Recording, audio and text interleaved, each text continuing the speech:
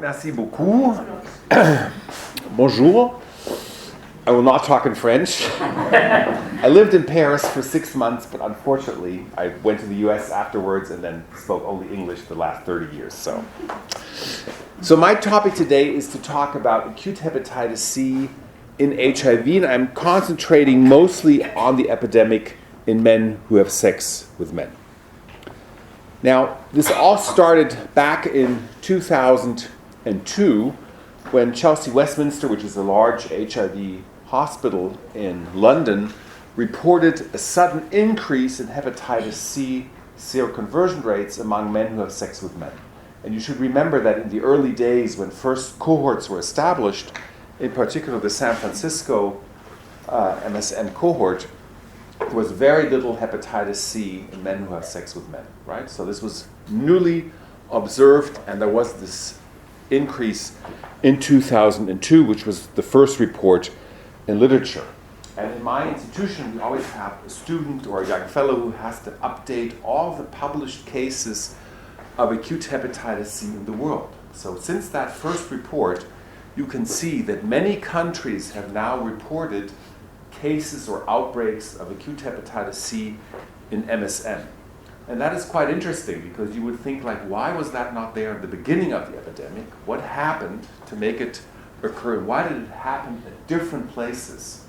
And I was once invited not too long ago to speak in Taiwan on hepatitis C therapy, and the Taiwanese people are very polite and very friendly, so they prepared their own research and presented what was happening in Taiwan. And so I learned that they had an outbreak pretty much at the same time point as it was happening in Europe, and it was a distinct infection which was phylogenetically not related. So it was a genotype 2 mostly infection, and here in Europe and also in France it's mostly genotype 1 and 4. So it's different genotypes. And so the outbreaks which were observed in the US, the outbreaks in Australia, are not related. So it's not people traveling to Paris or Berlin who cause the infections worldwide.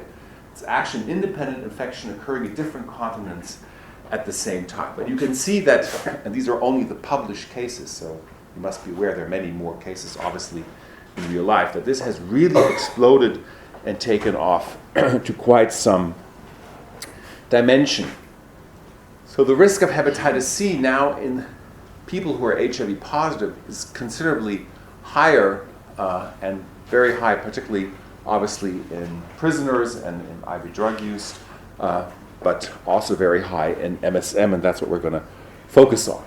Now, one of the special features of hepatitis C in the setting of men who have sex with men is that, as you can see from this ECDC analysis, is that the diagnosis is much more likely to be at the acute stage. And that has a lot to do with the fact that obviously men who have sex with men who are HIV positive come for regular CD4 count and viral load determination in regular intervals. And so if liver enzymes increase or you have suspicion of hepatitis, then obviously you're much more prone to diagnose hepatitis C very early. So that is obviously one of the advantages, and a little different than other patient populations where usually hepatitis C is captured later in the phase of chronic infection. Now, the first impending research question was obviously, why do we see acute hepatitis C and MSM now where we have not seen that at the beginning of the HIV epidemic? And one of the co-features or presentations was that most of the patients had concomitant other sexually transmitted disease. So the questions, do you need a co-pathogen or sort of ulcerations in the setting of sexually transmitted diseases like syphilitic ulcers or lymphogranuloma venereum contributing to transmission. And there clearly seemed to be a link between high-risk sexual behavior and risk for mucosal damage and increased risk of bleeding.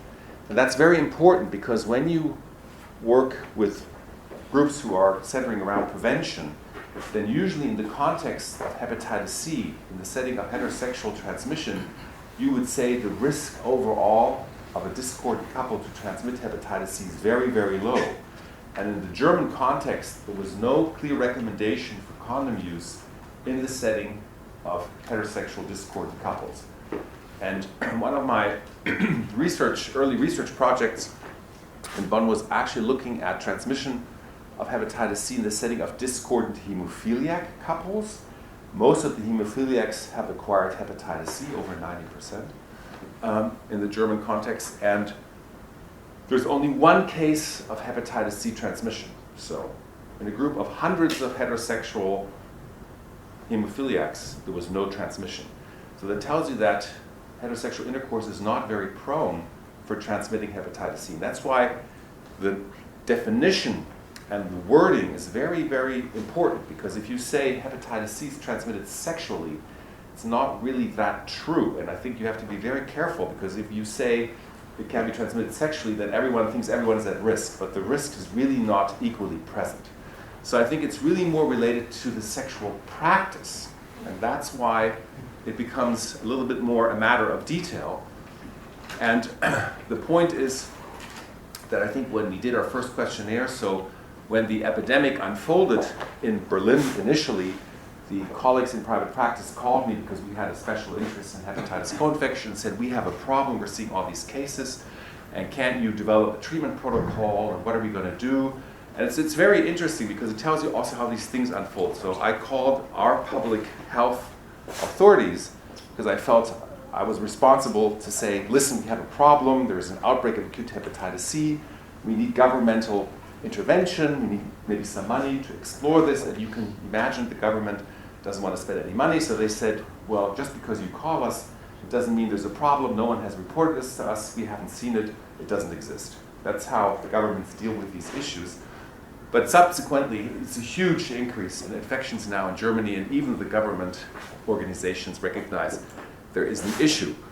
I then interviewed the people who had hepatitis C, and it turned out that a lot of them reported unsafe anal intercourse, and it was interesting to learn that in some of the bathhouse scenarios, person A goes into cabin number 1 and has anal intercourse with the first person, and then inserts his penis into the anus of person number 2 in cabin number 2.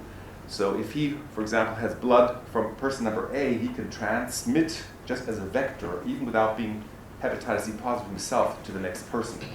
Now, in the setting of sildenafil, erection-enhancing medication, and other drugs, I think there was a high likelihood of increased partners. So obviously, if the 10th person inserts his penis into your anus, your risk of bleeding is going to increase substantially. And I think that's part of the problem, that there is a high risk of bleeding events in the setting of group sex, multiple partners, enhancement drugs, which I think have fueled the overall context of this.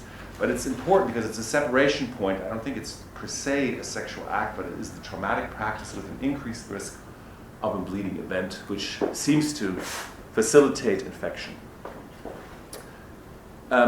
Now, in the modern sort of era of discussion of hepatitis C, a lot is taught and told about chemsex, which clearly has a role because now intravenous administered drugs have entered the MSM scene. And MSM who use drugs don't identify as drug users. So prevention messages which are targeting IV drug users are not necessarily understood, or they don't feel that they are really addressed correspondingly.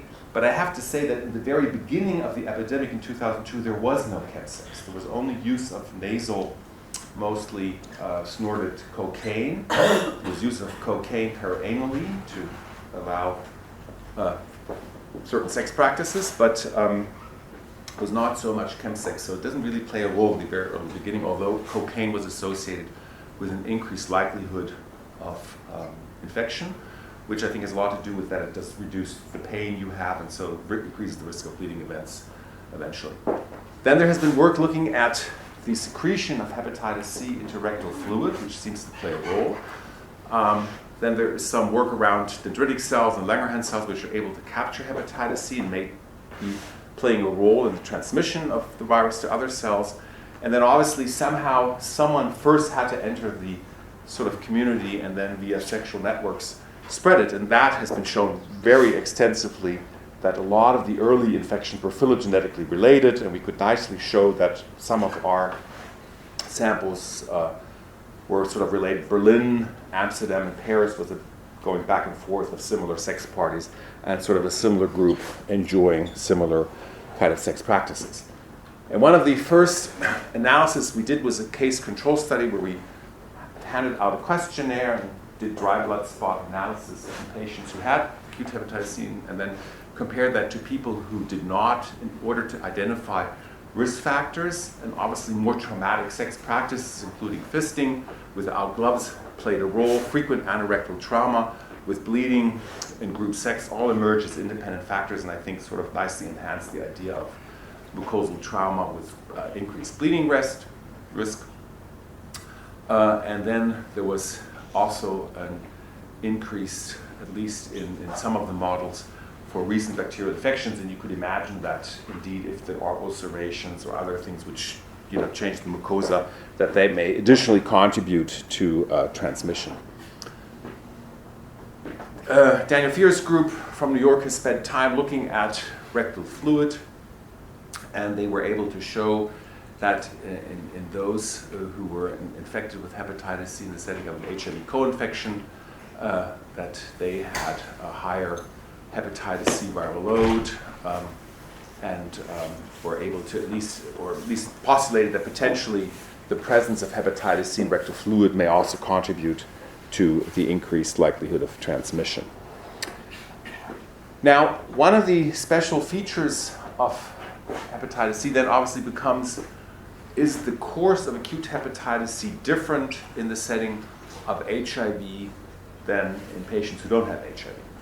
And as you are probably well aware, hepatitis C is a little bit different than HIV and hepatitis B, which means that some patients can spontaneously clear infection. On average, that's probably around 30%.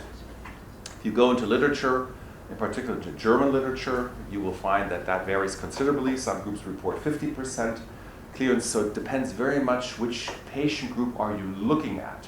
So if you're looking at healthcare workers, for example, which is one of the best studied group, people who have a needle stick injury and are subsequently studied, whether they clear infection spontaneously or not, it has been nicely shown that it's probably around 30%, and your probability of clearing infection becomes higher if you develop symptomatic disease. So if you get icterus, your liver enzymes are severely elevated, then you have a higher likelihood of spontaneous clearance, above 50%. In some of the old studies, because mostly symptomatic patients were identified with acute hepatitis C, that's the reason why they have these high clearance rates. But if you sort of look in patient groups where you also catch the asymptomatic ones, which are more likely to develop a chronic infection, then that's very different. And then there are obviously other factors which play a role, in particular sex. If you're female, your likelihood is much higher to spontaneously clear. If you have an IL-28 CC genotype, you're also much more likely to clear. And so if you're female and have an IL-28 CC genotype, you're probably 100% sure to clear infection spontaneously. Now, in this initial response to the acute hepatitis C epidemic, we tried to create a large European cohort, which also captures outcome but also treatment data, and also includes the collection of PBMCs and plasma. So we have a large repository of samples for subsequent research. And in this cohort, which is called Probe-C, which was initially funded by the NEAT consortium, we were able to document 464 cases of acute hepatitis C. And when you look at the rate of spontaneous clearance, you can see this is very, very low. So it's less than 15%. And that is very important in the context of when should we treat, because obviously if the likelihood of clearing infection spontaneously in the setting of HIV is very low, then maybe it makes no sense to wait for that to happen, because you're then sort of losing time and may allow transmission to others. In the Probe-C, it was nicely shown that the only marker which was associated with spontaneous clearance was a more than 2 log drop in hepatitis C viral load 4 weeks after diagnosis. So the current algorithm within the European guidelines is that if someone is suspected to have acute hepatitis C and you perform an RNA which confirms diagnosis, You would then repeat that 4 weeks later. If there's not a 2-log drop, you are very, very, very likely to develop chronic infection. And then that's where you then probably would recommend treatment. So this 2-log drop is strong. Now, obviously, other factors which may play a role are not that prominent because these are all MSMs, so obviously the gender issue doesn't play a role here in this context. So in the recent guidelines of ICS, you will see that the algorithm for management of recently acquired hepatitis C recommends that if you have sort of detected a new hepatitis C diagnosis in a given individual, you would repeat the hepatitis C RNA after 4 weeks. If there's less than a 2-log drop, you would treat. If there's a more than 2-log drop, you would then sort of repeat your RNA at 12 weeks, and then, depending on the results, recommend treatment or not.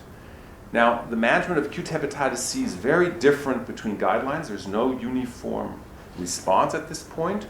The recent update of the ACLD guidelines is relatively conservative, and that has a lot to do with the American health system, because basically what they don't want to do is treat someone who doesn't need treatment, because obviously the drugs are very expensive in the United States. And so they say if you have acute infection, you really should at least wait 12 weeks. And then you are sort of sure if they are replicating after 12 weeks, then spontaneous clearance becomes unlikely. So this is a more conservative approach, and it's done because in the United States, usually, first of all, you only have one treatment which is reimbursed mostly, so if you get another reinfection, that's already a problem. And secondly, they don't want to treat anyone who doesn't need it because the drugs are so expensive. The problem of that, from a European standpoint, is that by that, you're allowing people to replicate over long periods of time and then cause a lot of new infections. So if you're thinking of elimination, this approach is not going to be helpful, right? So that's where there is ongoing discussion. Now, in the context of this emerging epidemic, there was a need to sort of streamline the response. How to best make diagnosis, what is the real definition of acute hepatitis C. And remember that from a diagnostic standpoint, this is not so easy, because you can develop hepatitis C antibodies, but that may take an individually long time. And in the setting of HIV infection, there's been one paper from Emma Thompson's group in AIDS, which actually suggests that it can take up to 12 months to develop antibodies. So if you just do an antibody test, you may miss acute infections which are having a positive RNA, but do not have antibodies yet. So that's why that becomes a little complicated. And the other big issue is, obviously, if you once had a hepatitis C, you will always keep your antibodies, and if you want to test for reinfection, you will have to do a PCR, which means that the cost of diagnostics goes up. So the question is, how often do you test, and whom do you test, and so forth. So this paper was really trying to address the diagnostic issue, the definition issue, and how to treat at that time, which was obviously interferon and ribavirin. And you should remember that interferon and ribavirin, although not being so successful in the setting of chronic hepatitis C, had much better response rates during acute hepatitis C. You may remember the New England Journal paper from a German group in Hannover, which looked at mostly healthcare workers, and when they were treated with interferon and ribavirin for 6 months, which is a shorter course than usually recommended for genotype 1 infection at least, they had a 99% cure rate. And indeed, the only person who did not respond was a gastroenterologist from Saarbrücken who had chronic inflammatory bowel disease and was on a large steroid dosage. So he was immune suppressed and probably didn't respond for that reason. So there was a good treatment in acute hepatitis C, and so that's why obviously there was a wish to have an algorithm for HIV patients, because HIV patients traditionally responded less favorably to interferon and ribavirin in the setting of chronic hepatitis C infection. In the old guidelines, we even recommended longer treatment duration. So if you were an early responder, you had to treat 48 or 72 weeks, so 1.5 years of interferon. So it was, and in the setting of acute hepatitis C, was 24 weeks. So now, obviously, with the advent of direct-acting antivirals, the whole scenario changed, and so we felt it was time to have a second consensus conference, which took place in Amsterdam in June this year, really with the aim to think about how can we make a recommendation, which is really around how can we get people treated early, because there are two major issues. The first is that the traditional hepatology societies are very careful and in their wording usually recommend to wait, which is obviously not helpful with regard to reimbursement. And in the package insert of the licensed drugs, the indication for treatment with, for example, sulfosphatidylidipisvir or any other regimen is the setting of chronic hepatitis C, which is defined as 6 months of persistent hepatitis C replication. So that would mean that you're only reimbursed for treatment of chronic hepatitis C if you define it that way, and then that would mean that you wait 6 months. But in 6 months, you can pass the virus to many different people, and obviously that was a major concern. So the idea here was, how can we change the overall wording? So there was quite a bit of work around trying to propose a new terminology. So we're not talking about acute and chronic. We're now talking about recently acquired and early chronic infection. So we're playing with words in a certain way, but we're basically saying if you do not have an RNA drop 4 weeks after diagnosis, you're going to have early chronic infection. And so the time point is no longer 6 months. It's really more close to your diagnostic workup, and that obviously will help. Detection of hepatitis C RNA within the consensus was voted to be, in general, an indication for the consideration of antiviral therapy. So very different than before. There's no waiting strategy. You're basically saying if you have replication, you have to think about antiviral therapy. In particular, patients with ongoing risk behavior, immediate treatment after diagnosis is recommended to prevent transmission. So this is, as you can imagine, a very provocative set of guidelines, because it's different than what ASLD says, it's different what EASL says, and it's different what the health insurance companies say about reimbursement. But if you want to achieve elimination and consider the high rise of new infections, you have to do something, and I think this is the best way forward. We have invited a member from ASLD and a member from EASL into the guideline or the consensus committee. You can see that everyone voted with yes, so also the members of these panels have voted for yes. So my hope is that there will be a streamlining in the updated versions from ASLD and other organizations to follow the same, because that could have a real impact on the overall further course of disease. Now, the EASL guidelines were last updated in 2018. They say patients with acute hepatitis C should be considered for antiviral therapy. Immediate treatment improves clinical outcomes and is shown to be highly cost-effective compared with deferring treatment, but the ideal time point for starting therapy has not been firmly established. So they do not give a clear time frame, and if you leave uncertainty, then obviously there is an issue. The other big issue is obviously also in the setting of direct antivirals being so much better tolerated. The question obviously becomes, could they be used as PrEP or post-exposure prophylaxis? And here you see a strong statement towards there's no indication for antiviral therapy in the absence of documented hepatitis C transmission. So the hepatology societies are very strict in not recommending these things at this point.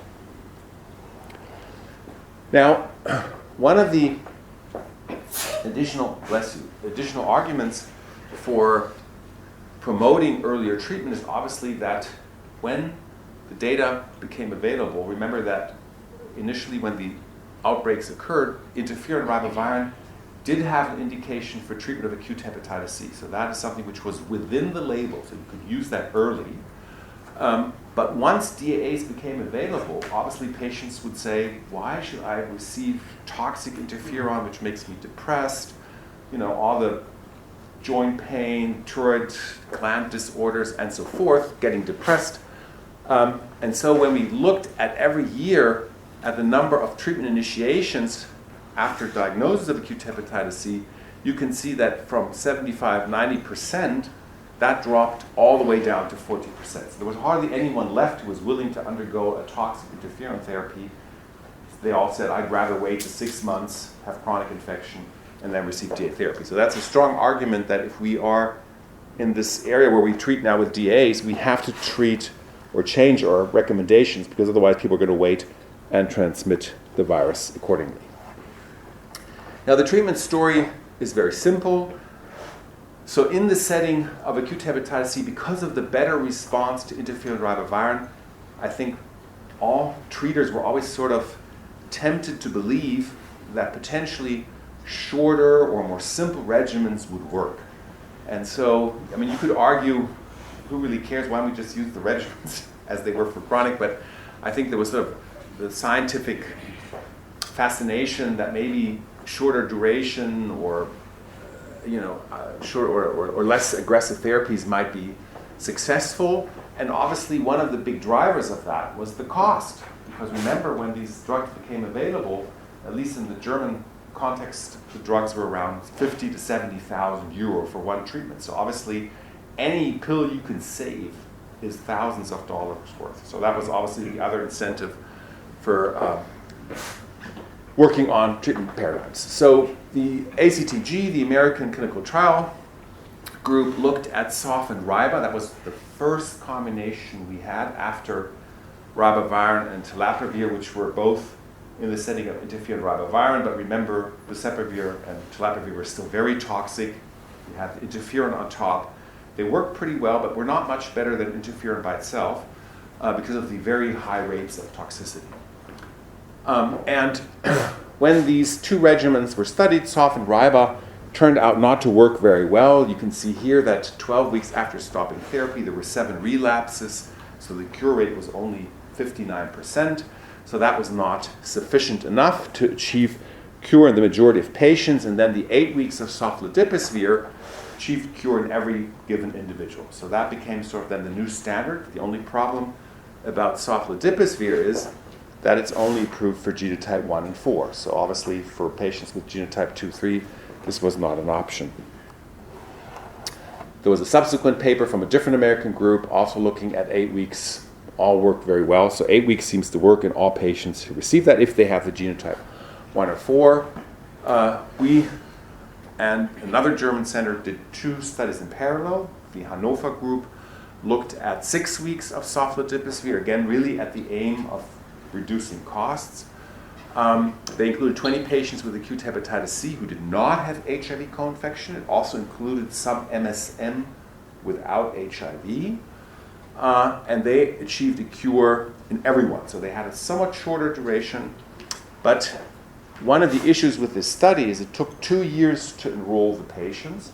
So in the setting of not HIV-infected individuals, it was difficult for the centers to find people with acute hepatitis C because there are only so many nurses and doctors who have a needle stick injury, and very few drug users want to get enrolled in a clinical trial, and so they already tried some of the MSM population didn't have HIV, and they had a very high number of people with IL-28 CC genotype. So we would presume that half of the patients would have probably cleared infection. So that is, I think, a little limitation of the study, but they had no further capacity to enroll more patients.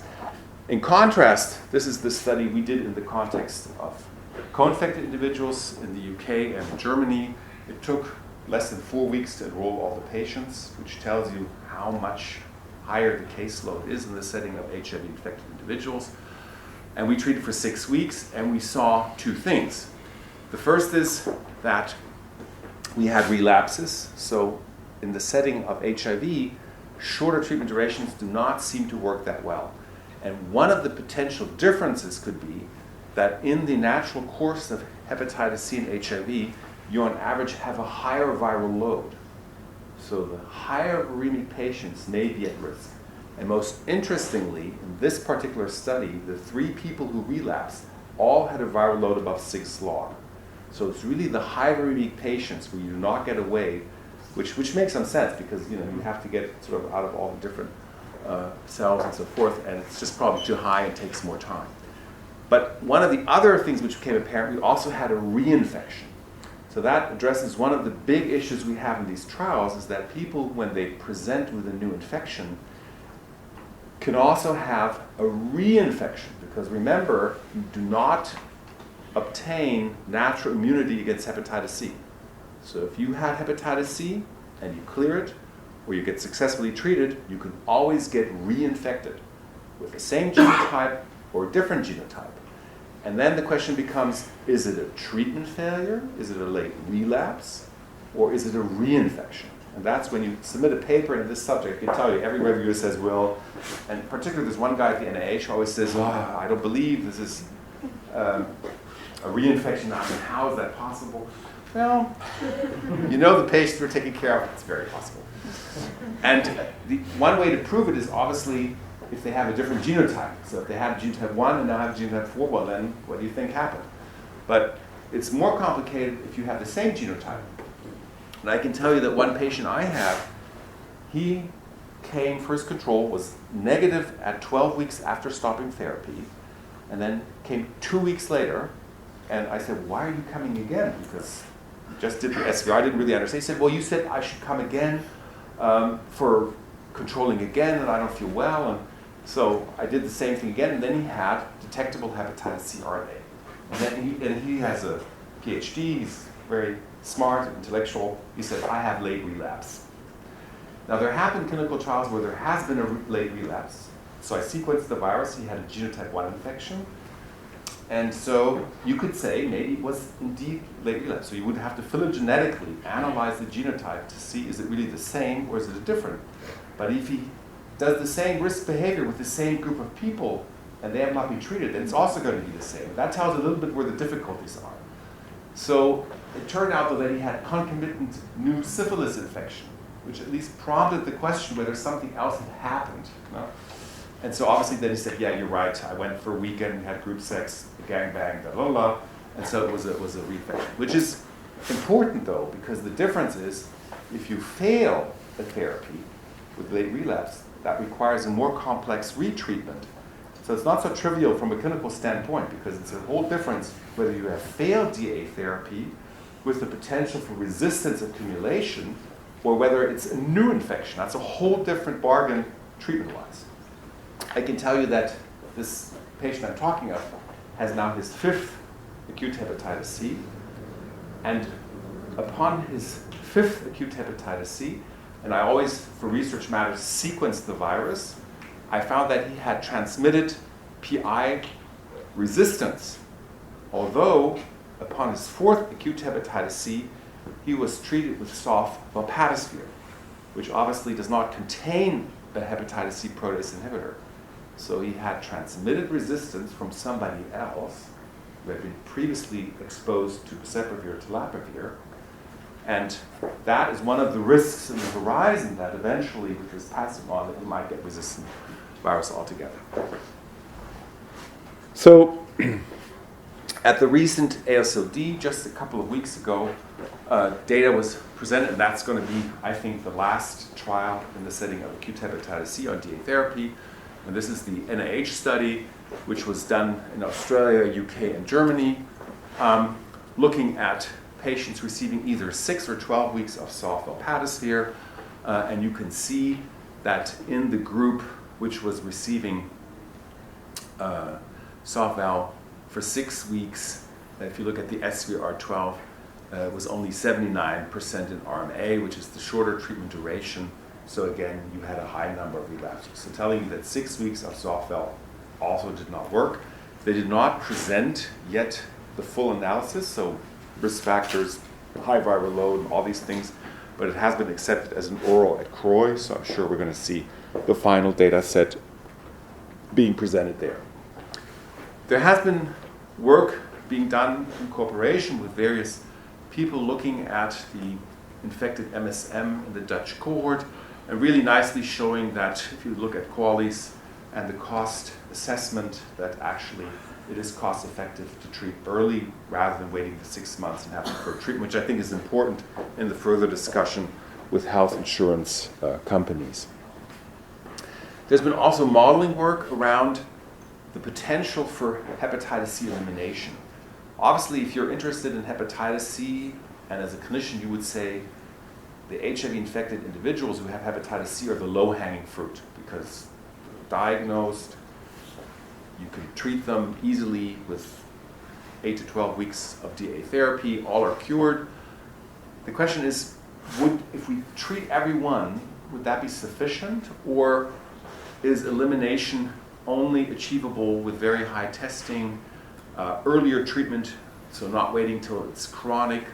And so they sort of modeled this with the available data from the Berlin MSM population, and really show that if people just continue being treated as they are currently now, we're not going to see a substantial change in the epidemiology, and that really what we need is scale up and treating much earlier, plus in addition we need risk reduction. And this is a little bit in the lines of the hepatology paper from the Swiss group, which also sort of say we're not going to get elimination unless we also have behavioral interventions. But behavioral interventions in the context of sexual risk practices is at least challenging, let's put it that way. So the remaining challenges, I think, are the cost of therapy, the reinfection rate, and the spread of the acute hepatitis C epidemic to the HIV negative, seronegative MSM. There has been a meta-analysis looking at risk of late relapse or reinfection after cure of hepatitis C or spontaneously clearance. And you can see that that is by far the highest in the setting of HIV hepatitis C co-infected individuals. It obviously remains high at intravenous drug users and prisoners, but it's always important to remember that your risk of reinfection in the setting of IV drug use is easy manageable. If there is enough free syringes and harm reduction programs, there is no reinfection. So it's really a question of access to these services. In the setting of MSM-driven co-infection, it's different because to ask people to change their sexual behavior is near to impossible. So that's a little bit more complicated. And obviously, in people who have hepatitis C and the physician-acquired infection or transfusion have hardly any risk at all for reinfection. Then in the PROB-C, we looked at the reinfection rate among MSM, and you can see the rate of reinfection was 25% within the first 3 years. So that's very high. So every fourth individual who has an acute hepatitis C resolves that either spontaneously or via treatment will get reinfected. And if you look at those who have a first reinfection, then the rate of those who have a second reinfection is 50%. So that tells you there is a certain group which probably needs to be targeted, and the question is how to do that. The incidence rate of reinfection in different countries, you can also see that there are obviously differences. I think it's a little bit dependent on which site you're looking at, which patients you're taking care of. I work in Bonn. Bonn is there are no sex parties in Bonn, let's put it that way. So your risk per se is relatively low. May be different in some of the other places, but you can see that the incidence rates are not too different in most of the places all together. And then there seems to be a high prevalence of hepatitis C amongst HIV negative MSM, and that was first really nicely shown in the setting of the Amsterdam PrEP cohort. Now remember, these are patients who want to prevent HIV infection, and in order to qualify that study, you have to have high risky sexual behavior. So that's the right group to look at. And you can see that of those, already 4.8% had hepatitis C antibodies. So that tells you that hepatitis C by far has already entered the HIV negative MSM community, which I think is very important because in the very early days of infection, there were a lot of people who believed that this acute hepatitis C outbreak could only occur in the setting of HIV as a cofactor, and that you needed to have some underlying HIV infection because of the compromise of the immune response that would make you more prone for transmission. And it really turns out that that's probably not true because the rate of infection is very much similar, and you see now high rates in the setting of MSM who enter PrEP cohorts. But remember, this is a later stage, so now by that time also chemsex seems to play an important role for obvious reasons. And then again, though, anal intercourse obviously remains a main driver here as well. This is the British data, again showing an 8% rate of acute hepatitis C in MSM who were HIV negative attending for sexual screening, telling you that also the British or the United Kingdom population, you have the same. This is from the Ibergay study, where you are also actively involved, showing that there is an increase now in the follow-up period for people with hepatitis C. And again, high number of sex partners, 25 sex partners in the last 2 months, 15 times sex in the last 4 weeks, 92% unprotected receptive anal intercourse and chemsex are the driving factors. So really re-emphasizing the potential risk factors. And then you can see that now a whole range of different groups are sort of all showing very much the same. This is a more recent paper also from France, also including the colleagues from Lyon, from this year, showing high rates of transmission, which is very similar between HIV negative and HIV positive individuals. And clearly a call for action from the Dutch colleagues, because they obviously see that this is now invading large parts of the HIV negative MSM, and the question is how readily are they for sexually transmitted diseases screening, and obviously PrEP offers some opportunities here, but that's not well in place everywhere. And then this is from the US, same picture. Now, one of the big question marks, obviously, why people get sort of a little bit excited about this is that they say, well, potentially, couldn't we, if we treat everyone, eliminate hepatitis C? And that, I think, is one of the, obviously, bigger goals. And the Dutch were really the first to sort of analyze their national cohort. The Dutch have one big advantage. They have agreed to put their patients all into the Athena cohort, which captures over 98% of all their HIV infections, overall 23,000 individuals, and all of them have been screened for hepatitis C, and so they identified 1,400 patients who had had hepatitis C, and then with the change in their guidelines, which was primarily first fibrosis dependent, so only advanced stages were treated, but then opened up for everyone, they were able to treat the majority of their patients. So 3/4, 76 have been treated, more MSM than other patient groups, because IV drug users sometimes are difficult to link to care. But with this very high number of MSM patients being treated, they observed, and that was the first cohort which described that, a 51% decrease in new infections. So what they're saying is that if we would treat patients all directly with diagnosis of acute hepatitis C, couldn't we then eliminate the community viral load for hepatitis C and achieve microelimination in that group? If they don't travel to Berlin, and if they don't have sex with HIV negative MSM who use PrEP, right? That's obviously the limitation. But still, it looks as if that works pretty well. Now, one limitation in that study was they couldn't show it for genotype 4, and they had a little issue because they only had one clinical protocol, so people were only treated for acute hepatitis C in the setting of this clinical protocol, so you had to go to Rotterdam, and people from Amsterdam do not want to go to Rotterdam, so there were some issues in some of those things. The Swiss, as usual, have the most structured approach, so there is no room for fooling with the Swiss, you know that. So they said, we're going to do the same thing. They have a somewhat smaller overall country, and so a smaller group of people, but they looked into their Swiss cohort, 9,000 individuals. Everyone received screening for hepatitis C, and the first thing they observed was that they found 2 individuals who had no antibodies but had a PCR positive. So also showing that in the setting of screening, these 2 individuals had normal liver enzymes. So if you just go for liver enzymes and antibodies, you may miss diagnosis. So that was the first paper they published, and then they, after screening, identifying everyone, offered everyone treatment with Gazapavir, Elbasvir, and most of the patients accepted that. They treated the acute ones as well as the chronic ones, and 91% were successfully treated, so even more than in the Netherlands. And then you can see that in the setting of acute incidence infections, there was also a 50% decrease. So really showing if you treat early, you can actually reduce the number of new infections quite considerably. And then with regard to chronic infections, you can see the dramatic drop there as well. So elimination of hepatitis C in the Swiss context at least appears probable. The only problem is that the Swiss people enjoy sex parties in other countries because Switzerland is not known for fun sex parties. I think that's one of the problems. So they are traveling and bringing little presents home. The